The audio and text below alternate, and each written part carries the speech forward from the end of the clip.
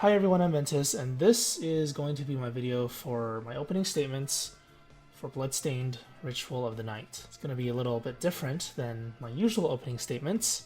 Usually I just throw those opening statements in the beginning of the first part of the playthrough, but a different situation calls for a different approach. Because this game is probably my most anticipated game of the decade, due to how long it's been teased, the multiple delays, and probably the largest contributing factor is the slow decline and eventual halt of the official Castlevania games of the Igavania style, the Metroidvania style. I think that an individual vlog-like approach would be the best for opening statements. Also, I don't want to spend what I anticipate to be like 20 to 30 minutes of the first part of the playthrough on just talking. So now, if you just want to watch the gameplay and commentary during the playthrough, you can do that without hearing me ramble on forever. Although you could just skip ahead, right? But this is more convenient, and the people who don't want to listen to this, they're just not going to click it. Alright, so opening statements. These are going to be my first impressions going into the game. Usually they're just impromptu comments, but I'm going to go into a little more detail with this one. I expect I'll still miss out on some points, but that's just the nature of it. I would probably need to talk for hours in detail and just go off on all the crazy tangents and analyze everything properly if I really wanted to be thorough, but no one has the time for that, right? I don't. You don't. So don't worry about that. So, yeah, going into the game, expectations.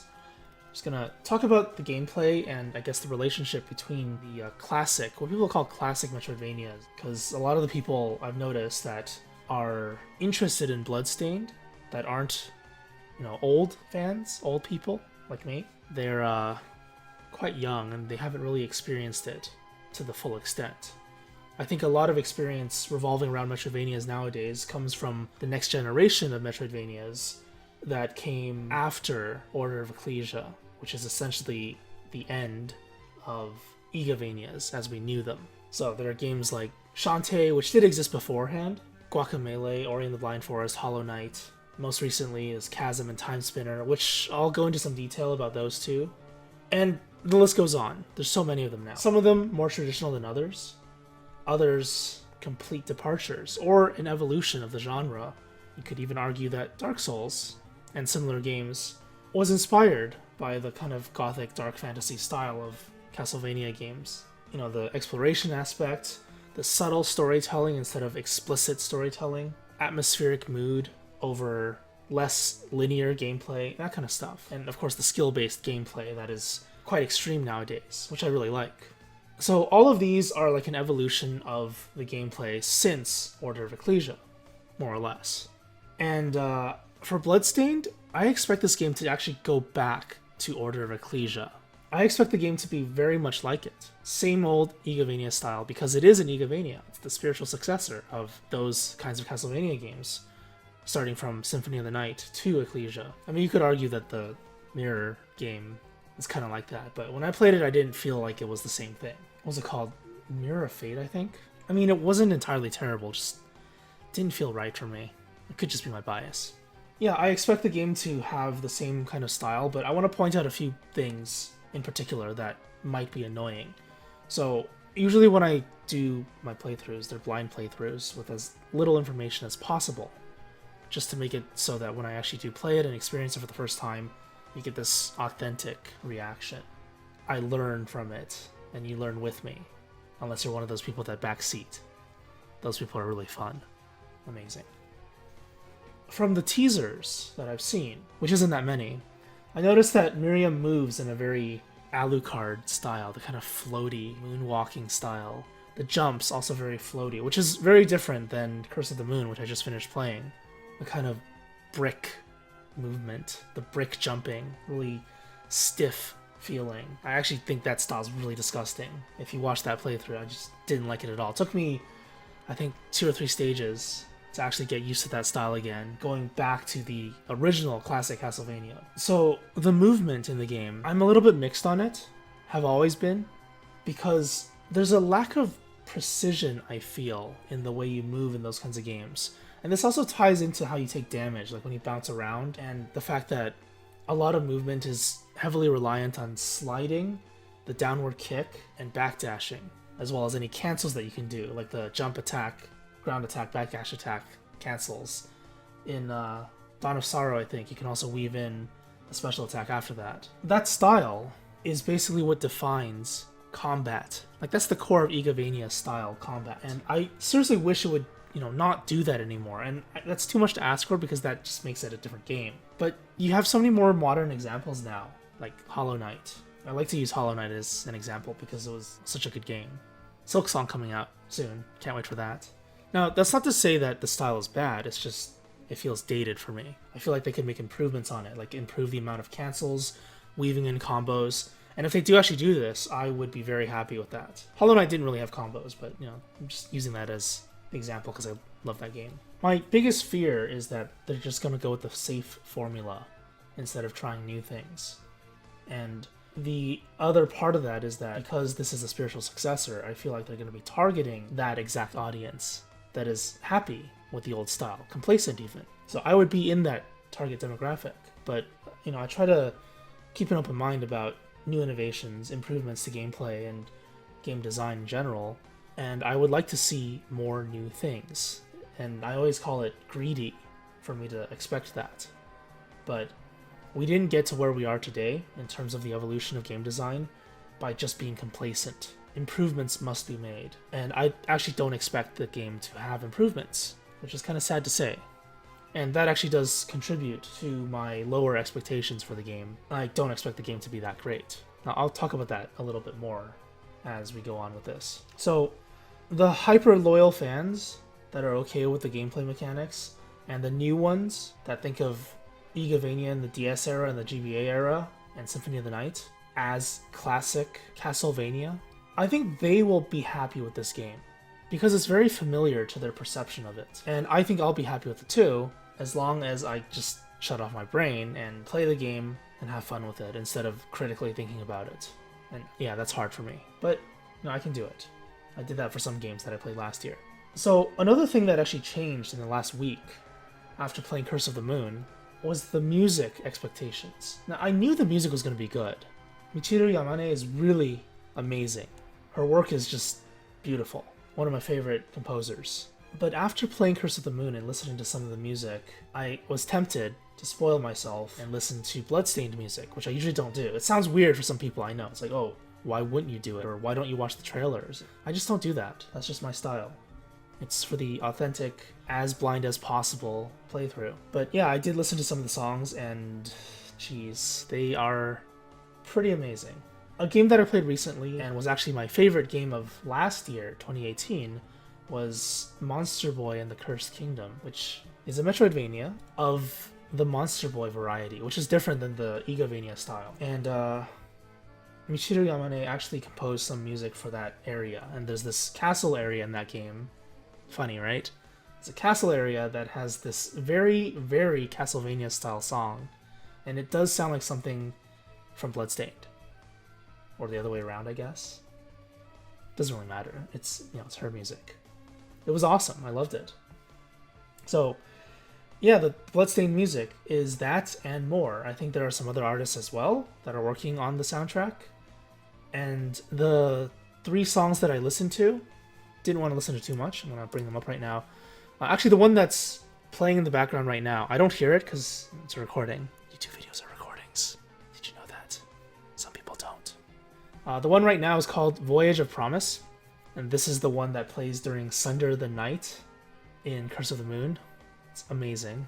The next one is called Luxurious Overture. Another really cool song. And the last one is Gears of Fortune. The violin, though. These are the 3 songs that I listened to. Nothing else so far. And nothing else until I play Bloodstained. It's so good. Like, I shouldn't even be saying this because it's to be expected that these songs are going to be good. And yet, I just had this kind of refresher, I guess, that the music in these games are great. Now, going back to gameplay a little bit, this is actually one of those modernization things that I fear are already archaic. So, in some games in the late... You may not know, but I'm just going to tell you. Some games in the late 2000s and early 2010s, they had this weird fascination with the crafting system and crafting materials and making stuff.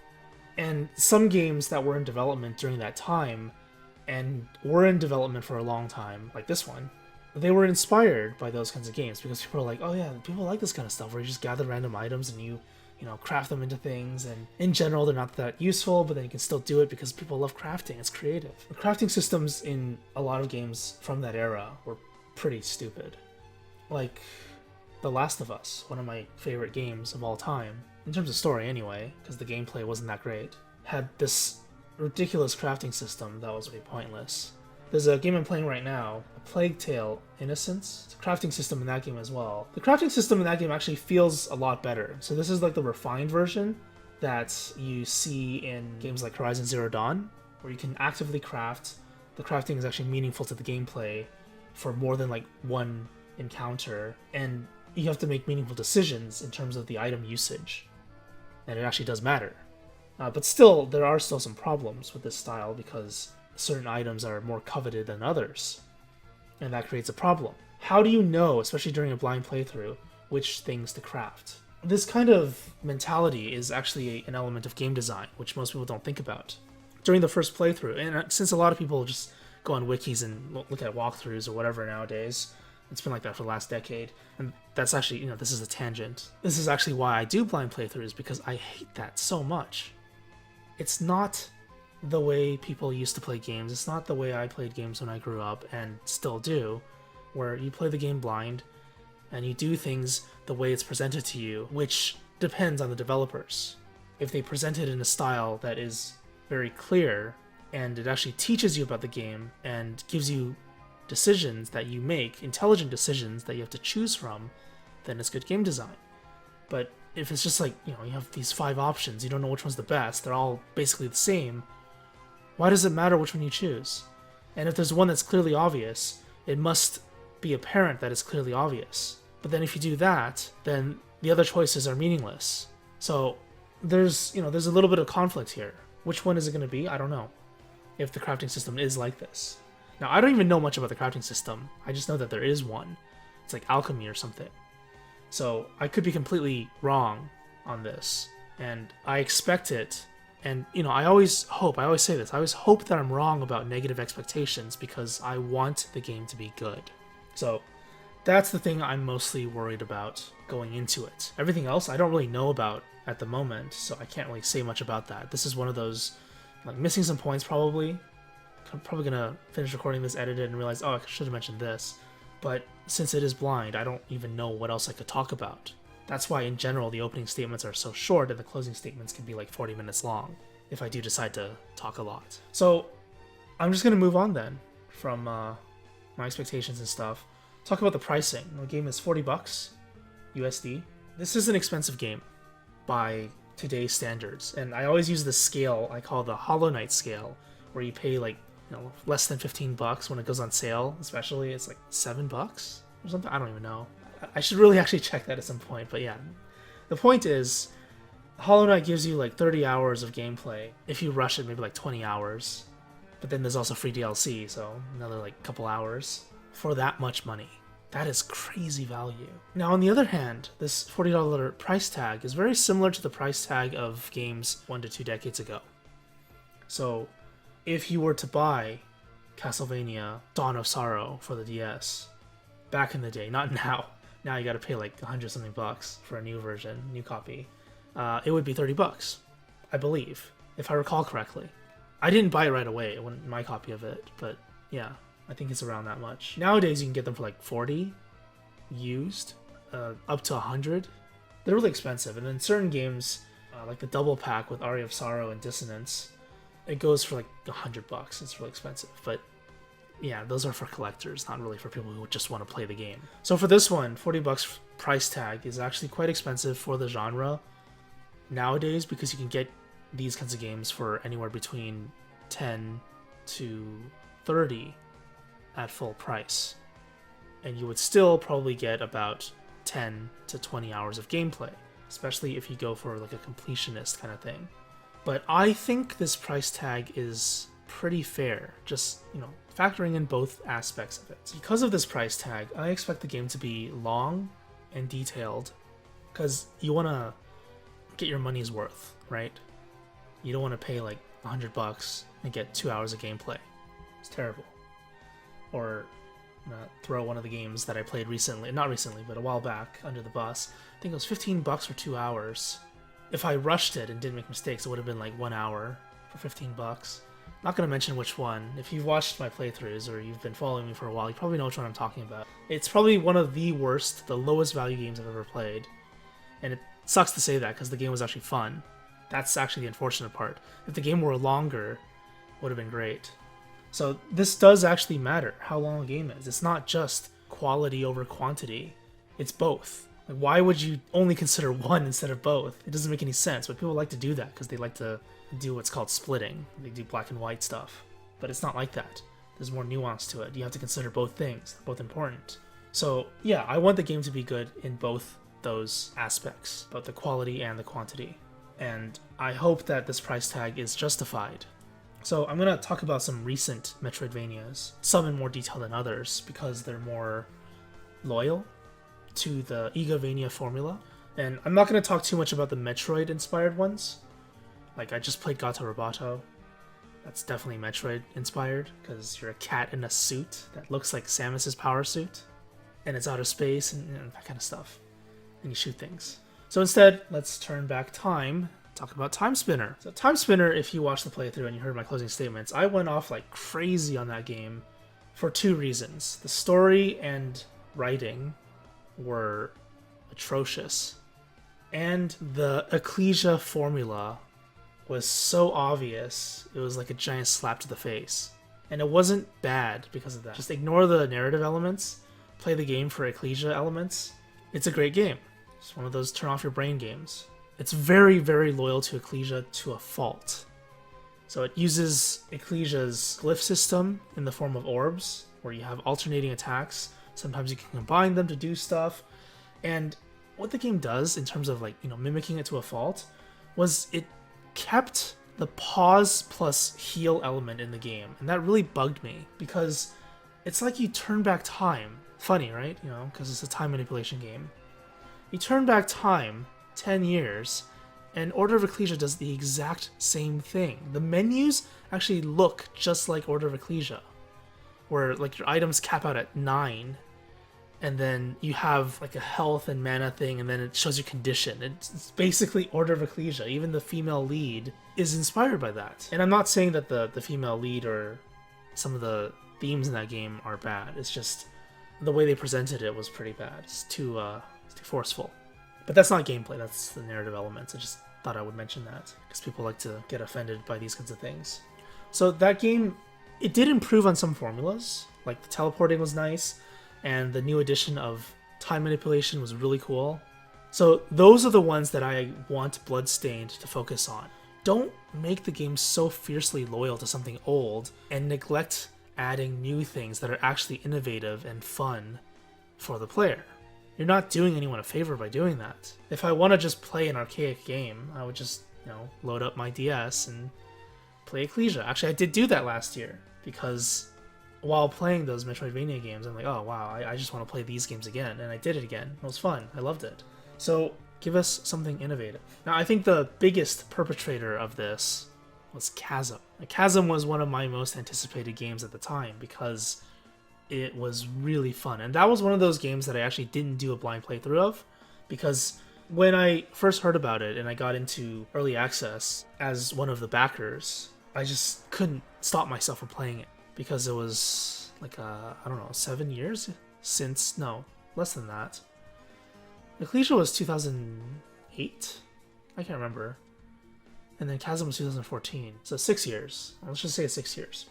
So I couldn't help myself, because it's been like 6 years since an Igavania style, and the game actually felt like Castlevania, down to the mechanics, down to some of the visual menuing, stats, although there were some changes, obviously. And fast forward a couple years, full version comes out, they didn't make enough improvements on it since early access, and that's terrible. You can't be in development for 5 additional years since that prototype and basically not change anything. I mean, the improvements to the music were nice. Obviously the game was finished, but they were basically finished anyway by the time the, I think, 3rd or 4th prototype was released. I could be wrong. I think I'm a little bit off on some of the values, but yeah, the game didn't feel like it made many improvements. And now, to frame it another way, the game also didn't make a huge departure from Symphony of the Night. The mechanics feel like almost spot on Symphony of the Night, except with a less effective backdash. That just felt awful. It also had the whole like pause and heal thing, which I really hope Bloodstained doesn't have, because in this present era of games, with like Hollow Knight, Dark Souls, a ton of other games where you can just use heals on the fly in active real time, that doesn't work for me, not anymore. And for Chasm especially, there were like, what, 4 or 5 unbound keys on a controller? So there's no excuse for not having certain gameplay elements. Now the game has been updated quite a few times since I last played it. I played it on release, or actually before release, because I had access to the game before it got released, the full version. So I'm sure they made some improvements. They've done a lot of things to make the game better since then, but I don't expect the core elements of the gameplay to have changed too much. So the stuff that I talked about, I don't expect that to, be much different. And I guess as an aside, the randomly generated or procedurally generated, the seeds, that part of the game wasn't executed that well, but you can't really do much for that kind of game because it is what it is. The game is just programmed to be like that. Sometimes you get really awkward maps. But that's another topic altogether. I don't think Bloodstained has that issue. So those are the 2 examples that I wanted to talk about, primarily because they were so similar to Igavania games. And I just hope that there are, like I said, larger departures from the classic formula that will make Bloodstained feel like Bloodstained, not Castlevania. Even though it works. Castlevania works, Igavania works. I want it to be Bloodstained. It's called Bloodstained because it should be different. I mean, it is also called Ritual of the Night, which is an obvious throwback. But still, it's a new franchise. Let's get something newer. Moving on to the next point, I'll call this one the Kickstarter Effect, and I think the most infamous one is Mighty Number 9. Our expectations for the game as backers or followers or supporters or whatever you are, they're going to be pretty high, because you wouldn't have supported the game before release if you weren't buying into the hype, either because you're part of the demographic of Castlevania, Metroidvania, Igavania fans, or some other reason related to that. It just appealed to you. Maybe it was Miriam. Miriam's a cool character. She looks awesome. Whatever the reason, there is something that drew you to the game to support it before release. And that is actually one of the dangers of a lot of games nowadays, where you support the game before release, you play it for a while, and then you realize I made a mistake. I really, really hope that's not the case for this game, because for Mighty Number 9, that was the case for me. It didn't even feel like Mega Man to me. That's the problem. I mean, it kind of did, but then it didn't at the same time, which is, not good. So I'm really scared for this game. Hype makes people assume that something is good. The delays to the game, I hope that the delays actually created a better product. I'm assuming it did, but Chasm, again, might be the argument for the opposite. And I hope it isn't. There's not much I can add to that in terms of the Kickstarter effect. It's all assumptions at the moment. There's nothing concrete about it. Just have to play the game to see if it actually ends up being what I feared, or the opposite, which I hope is the case, because I want the game to be good. Nobody is dumb enough to just say, I want the game to be bad. That's ridiculous. I'm going to close this off with a little bit on Curse of the Moon. So Curse of the Moon is the prequel to Ritual of the Night.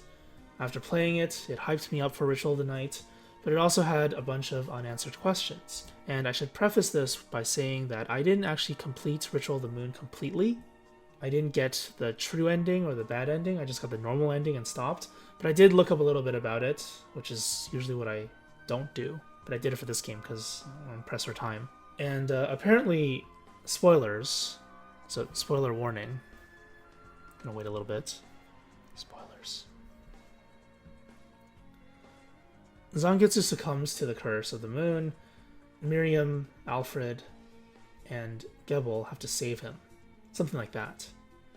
And that's the true ending, I think. He becomes the true final boss of that game. I didn't do that. I just have that little bit of information when I searched it up. I didn't watch any videos or anything like that either. One of these days I probably will play it. How is that going to tie into Ritual of the Night, I wonder? I'm actually really curious about that. And apparently Zangetsu is playable, so that's kind of cool. And I hope that the style of gameplay where you can actually switch characters, like in Castlevania 3, Curse of the Moon, and Portrait of Ruin, and I guess the additional game modes from the other games that had them, where you switch between like Richter and Maria. I love that style of gameplay. And I'm hoping that Bloodstained Ritual of the Night has that. And I probably would play it, because there aren't any more YouTube games that I'm going to cover for a little while, I think. So this one, as well as the next Don't Starve playthrough, will be ongoing for the next while. I guess Baba Is You is also going on still. I've been so lazy about editing. It's not really lazy, it's because I'm busy. It's partially lazy, because those videos take a lot of effort to edit. But I always say this, people probably are sick of it if they actually do watch my playthroughs. I work 7 days a week. It's horrible. Yeah, it's been like that for a while. So that's one of the main contributing factors to slow releases and like lazy, I guess, releases. Hopefully that's not the case in the future. I hope that the game ties in well, and I hope that the mode available in Curse of the Moon is also available in Ritual of the Night. From what I've seen, you can only play as Miriam in the regular mode, and I hope that's not the case. I hope the game has like a hybrid mode going into it, where at certain points you can switch characters and then maybe you have to branch off. Maybe you can control them in different locations. Because the castle is probably going to be really big, like you have to do something on one side to affect the other one, and you have to use a certain character for that side because they have the ability to go there, and then the other character doesn't. Like, Miriam has high jump in Curse of the Moon. Zangetsu has a lot of HP, I don't know. I don't know what he does, other than have a lot of HP, and he's really edgy and stuff. But maybe he has, like, double jump. I think that's what it said in one of the other modes for Curse of the Moon. He has a bunch of abilities. So high jump may not be enough to get to a certain area. Or Zangetsu can't do the slide attack. Miriam can, so maybe she can go somewhere and do stuff there. Like, I don't think they're gonna do this, but it would be really cool if that was the case, where you can branch between character routes within the same playthrough and not have like an additional playthrough mode. And this is, you know, tying into the next point where I'm just hoping for new gameplay elements. I'm hoping that the attack system is going to be different, where you just do like jump, attack, ground attack, backdash attack. I hope there's like combos and chains where you can switch weapons, different weapon types, because Miriam is not a Belmont, and I don't think it's going to be sword or whip. I think it's going to be sword and whip. I hope, anyway. She also has magic, right? She also has, basically, I believe it's Soma's ability, or Dracula's ability, if you want to call it, in the form of, what's it called? Shardbinder? I think that's what she's called. So that actually has me really hyped, because that adds to the potential of the game, the abilities of the game, the magic and the skills that you have, like double jump, triple jump, high jump, all these things. If there's a new ability, whether it's a passive ability or an active one, and every single enemy unit has one of these, then it does affect how you play the game. Now, we have seen games like this before, basically all of them. Basically all of them since Aria, if I recall correctly. I don't know if there was one before that. It's kind of murky. But yeah, the potential for the game, the abilities anyway, pretty exciting stuff. And I hope they do something crazy with it. For the crafting system, I hope it's actually meaningful. I hope it's like Monster Boy's crafting system, where your supplies are limited. You have to choose the one that fits your style the most. So that's the thing that matters to me, style. Different people have different styles in playing the game. If your style is very offensive, then maybe you can upgrade your weapons and armor and stuff to fit that offensive style. If it's more defensive, like I would say my style is probably very defensive, or more defensive than offensive, then maybe you want to try something else, something that utilizes mobility, maybe kiting. Or if you like certain weapons, like big, wide, slow weapons, like Miork, that's what I like to do, then you can create a loadout, a set of equipment or abilities that fits that style. That's what I want to see. That's the innovation I want to see. And I hope that it's different than what we've seen before in previous games like Ecclesia. For the Metroidvania elements, like sequence breaking, I'm not too worried about that kind of stuff. But having different options could be interesting. Like, you could go one way or the other, it's up to you. Ultimately, it doesn't matter because you're going to reach the same point. But how you get there, having the choice between exploring one side to the other, that's also an interesting decision for the player to make. And if it wasn't obvious already, you know, I'm all for these kinds of decision-making elements in games, because it makes the playthrough yours. It's your playthrough. You do whatever you want in it. You have the agency to do so.